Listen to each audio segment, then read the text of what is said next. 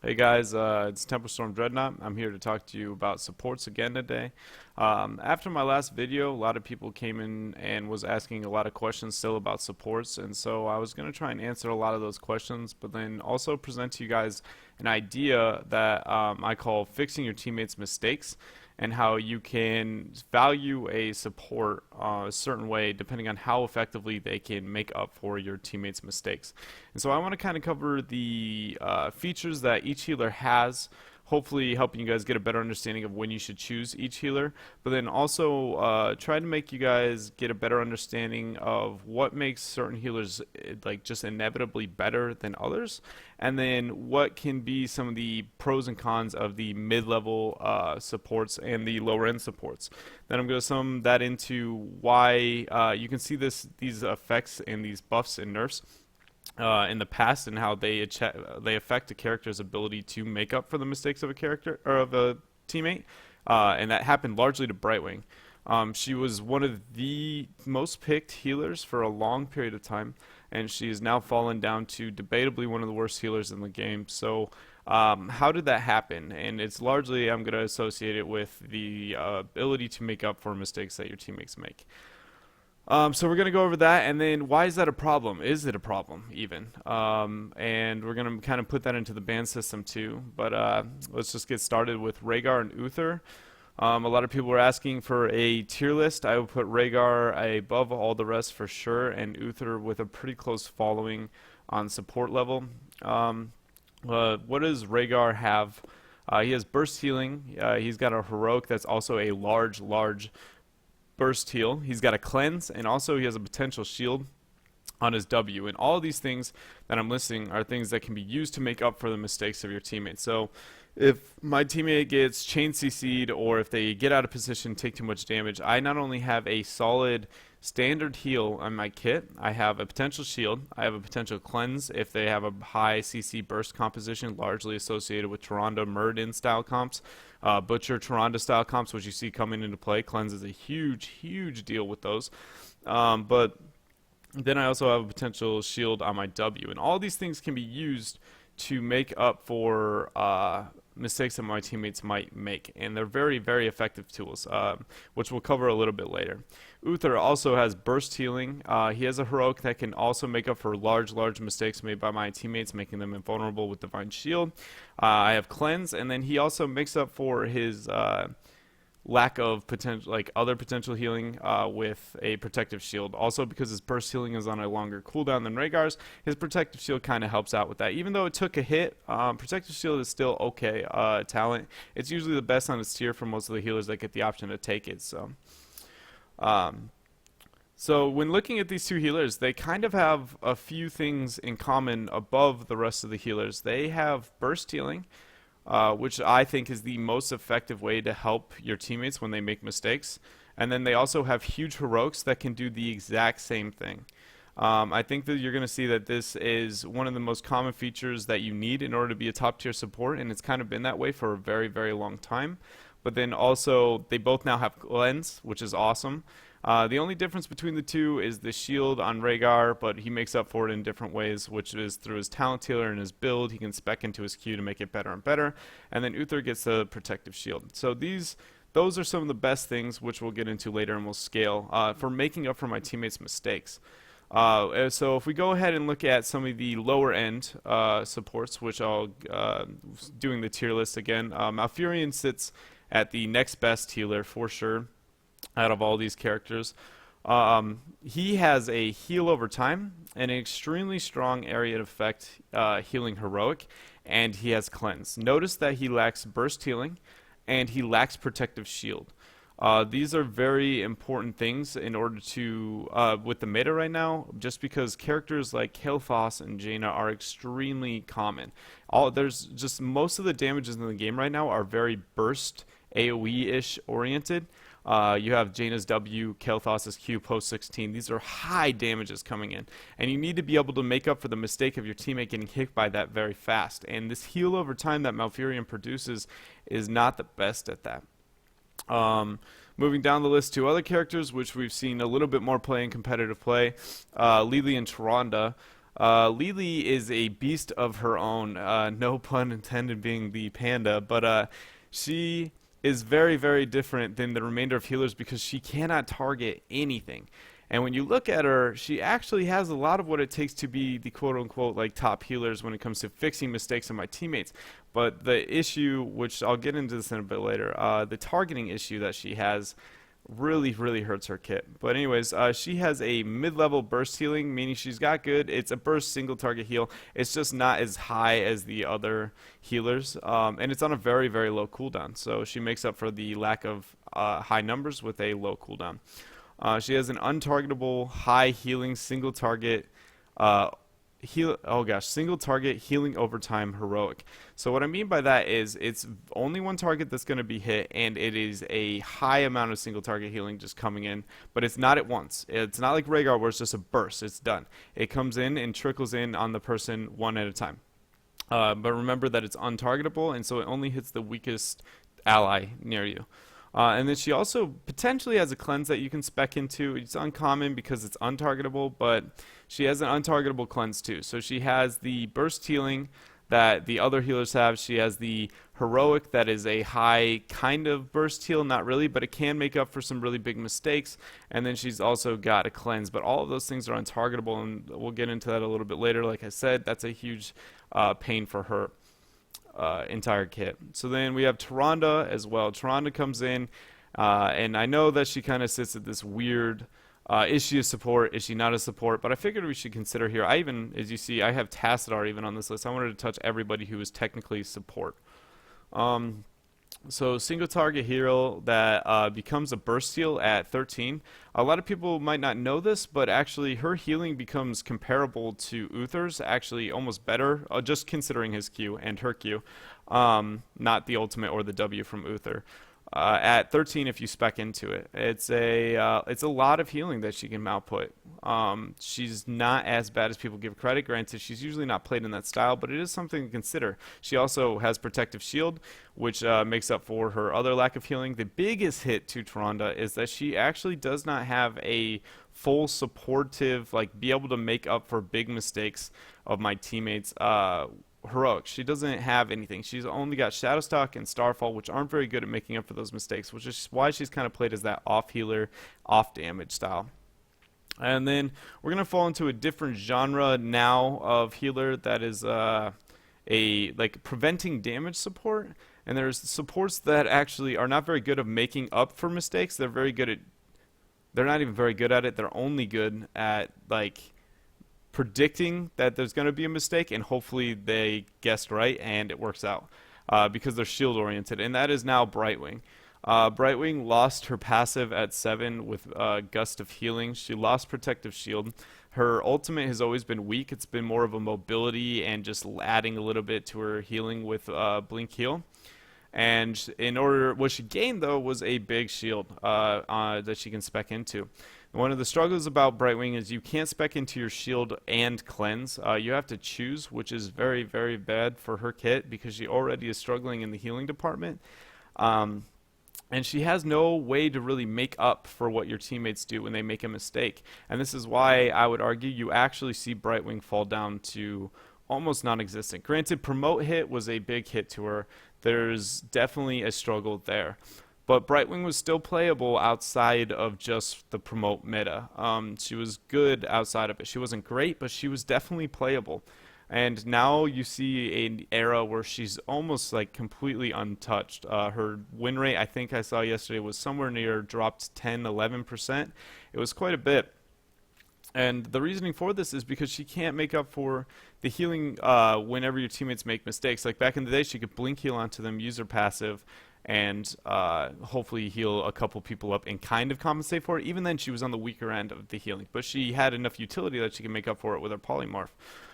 That's no longer the case. She only has a shield and hopefully can prevent the damage that's going to be incoming, and then her utility was increased a bit, but still you need that preventing or helping your teammates when they make mistakes to truly be a good support, and they ripped her apart of all of that. And then Tassadar. Tassadar has always been he cannot help when the teammate makes the mistake. He has to kind of predict beforehand and hope that it works out. Granted, he kind of isn't really truly a support because every part of his kit other than that is nowhere near supporty. But these are all things to consider. So now when talking about the idea of what it takes to make up for the mistakes of your teammates. The factors that really truly come into play is burst healing versus healing over time are both very, very important things. I think protective shield is something that should be really considered as well.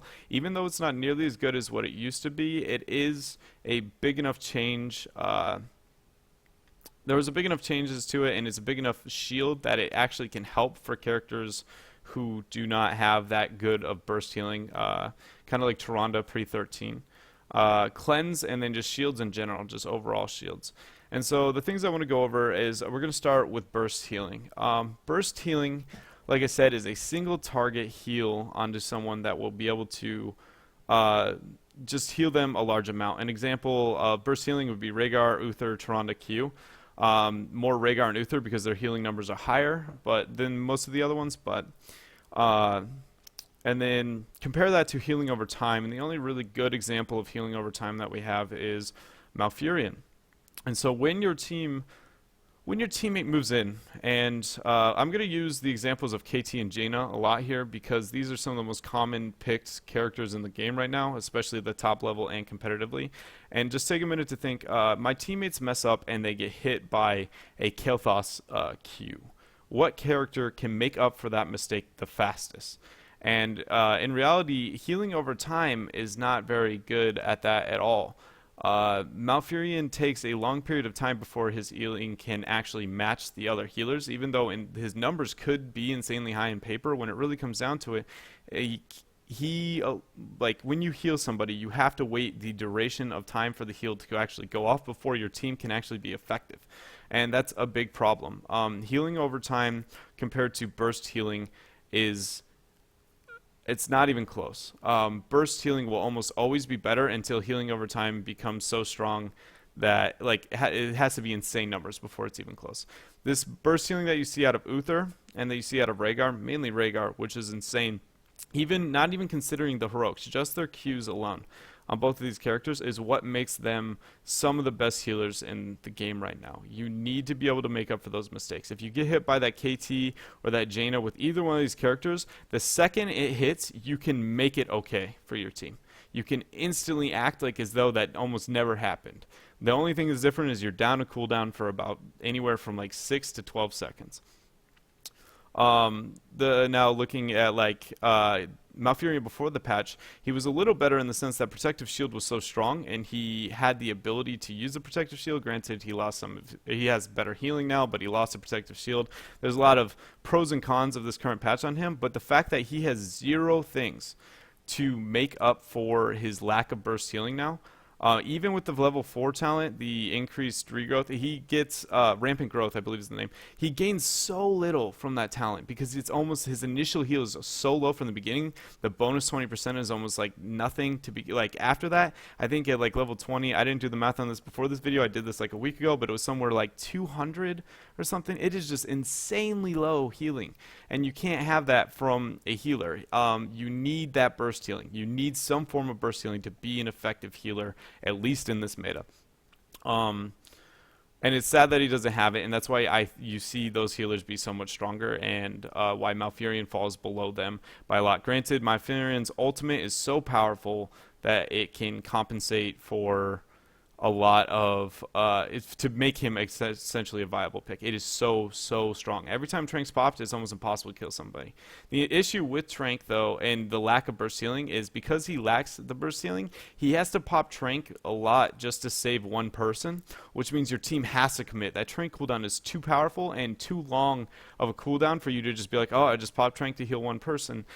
You can't do that kind of like you can with other healers. But anyways, not only in his natural kit, but even in his heroic, he fails to burst heal someone, and that is a big problem. You will not be a top healer right now if you do not have that. Your ability to make up for your teammates' mistakes is almost non-existent. Alright, so let's move on to Protective Shield. Protective Shield is very good at making up for your teammates' mistakes. It's kind of predicting that it's going to happen, but you can see both the KT and Jaina, sorry about that, before they actually hit, so you can use that to prevent the damage incoming. It's kind of like just a small heal, and it scales depending on the person's health pool.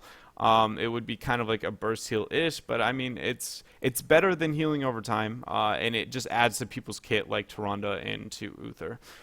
Cleanse almost has like infinite value, almost as much damage as the team can output under 1 CC is like how much value it would get. It is really good and can be used as a preventative measure. And that is a really good protecting your team, making up for their mistakes tool that a lot of other healers have gotten now. But the healers who got it were already pretty strong. Okay, so Rhaegar and Malfurion were the ones who received it this patch. I don't believe there was another one. And Malfurion still lacks the burst healing, so the cleanse is still kind of like, it definitely helps. It definitely helps. But he still is weak because he needs some kind of like sustained burst healing. And then shielding is also predicting the damage and hoping that it works out. It's a really weak strat. If your team gets hit from anything AoE whatsoever, you're gonna have a bad time. And Brightwing is one of the characters that you see now falling and suffering from moving into the world of I used to kind of be able to heal to the one where I'm really struggling with being able to heal because I'm so shield oriented. And these are all problems that exists in the game right now with healing. It's just how good can we predict, or it's essentially how well can I make up for my teammates' mistakes, and only really 2 characters excel at this feat. Malfurion, like I said, is still on that weird borderline, but there's 2 that stand far above the rest, Rhaegar and Uther, and then Malfurion kind of hits any weird middle ground, and the rest are semi-off healers / like if I get permabanned out type deal. And it's a problem. And so now it moves on to the idea of, is this a problem for the double ban system? The minute the double ban system was announced, a lot of people were very like, all people are going to do is pick and ban supports, and they're going to chokehold people out of supports. And that wasn't a problem last patch, and everybody was like, why wasn't this a problem? We all thought it was going to be a huge major issue. What happened? And the issue was the meta was so oriented around promoting that Brightwing had viability. Malf has always had mid-level viability. Uther and Rhaegar have always been very strong healers, and Brightwing, because of their burst healing, and Brightwing had the promote and decent amount of healing to make up for everything else. So as the promote mixed with her mid-level healing made her a viable option. So we had 2 semi-viable, well, 3 very viable, 1 semi-viable healer, and this made it the meta not be oriented around pick bans around healers. But now we're slowly seeing that it's shifting towards pick ban around healers and make, especially on the second draft or ban phase, picking a power healer and banning out the other one, leaving you to a mid-tier Malfurion type pick, or taking both of the strong healers, banning out the next one, and leaving you on to the next tier, which you saw me playing Lily the other day because of that in the competitive match against Cloud9 Maelstrom. And this, we're going to see a lot of this. I think it's only going to continue to happen, and it's, again, because so many healers fail to have burst healing, have only healing over time, not very good making up for the mistakes of your teammate style kits. And it's a problem, I think, and it's only going to get worse until we see a shift in idea of like what is a support. I think from Blizzard, they seem very, I don't know, I guess we'll see what happens when they release Monk. Hopefully they're more on the burst heal, be able to help like on mistakes. But for the time being, I'm pretty skeptical about that. And then, so now that I've given the traits, not the traits, more of the features that a character needs to have in order to be a top support right now, and I went over how Lily kind of shows symptoms of being that character, but why isn't she picked so heavily competitively? And I kind of want to touch on this again. So we have Lily here, and the features that she has as a whole.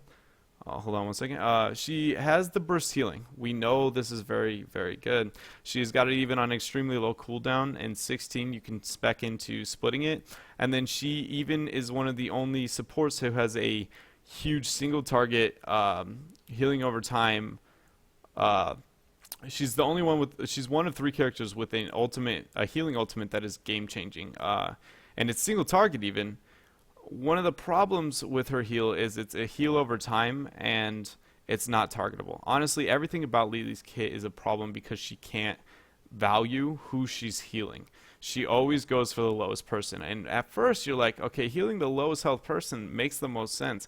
And it does, but on paper at first. But then you realize that you're in a team fight where you have your tank who's like a little bit of low health, lower than your damage, and all you need to do is keep your damage alive for the rest of this team fight, and you're going to win it. And you can carry that way, but you're going to heal the tank every time because of that, and then they're going to turn onto your DPS, and you're going to have a bad time. This lack of targeting that Lily has hurts her kit so much. She could be one of the best healers in the game if she could just choose. Like when you pop jugs and it's hitting only one target, it is very, very strong ultimate. It's like, it's worse than Ancestral kind of in the sense that it's not a burst, but the numbers are almost equal to a single target heal on as Ancestral. So it's just insane amount of value. The only problem is that once they spread their damage across everybody, when you pop jugs, you are only going to heal everybody up a little bit instead of having 1 to 2 people max health. It is almost better to lose one person than it is to have everybody at 20, like at low level health. And her kit doesn't allow you to fix that situation ever. You have no prioritization if you heal with your ultimate or with your Q. And she has moments where you're like, wow, she could be a very strong healer. But it's honestly the lack of targeting that makes her not even close to the other burst healers in the game right now. But numbers wise, she sits really pretty. You can see moments where that jugs and single target healing is insane. When you watch the C9 game where I play Lily, there's a situation on boss where I keep Arth alive, and there's a situation where I keep KO alive later on in the game, where you just see jugs only on one target is insane to try and out damage. It's very, very, very difficult. But if they had spread target damage, I can't do much about it, and they gain a lot of value in a team fight if they had. So yeah, that's really the problem that I see like with supports right now. Why Brightwing was so good, why she's so bad now, is it all comes down to how well can I make up for my teammates' mistakes. But I hope you guys enjoyed my ideas and like my thought process when it comes to scaling a support. I'm going to give you guys a quick tier list really fast, just because I know all of you have been asking for a true tier list. And if that is the if I have to truly rate them all, the order would definitely be Rhaegar is the #1 support. Then it goes Uther. Then you go to Malfurion, then Lily, and then Tyrande, then Brightwing. When it comes to the actual healers that exist in the game, ignoring the Tassadar, who's kind of on his own world, should be a assassin. Sorry. But yeah, I hope you guys enjoyed that. My thought process, anything else, if you guys have any suggestions of what you want to see next time, let me know. But until then, thanks for tuning in, and hopefully you understand a little bit more about supports and what makes a good support in Heroes of the Storm.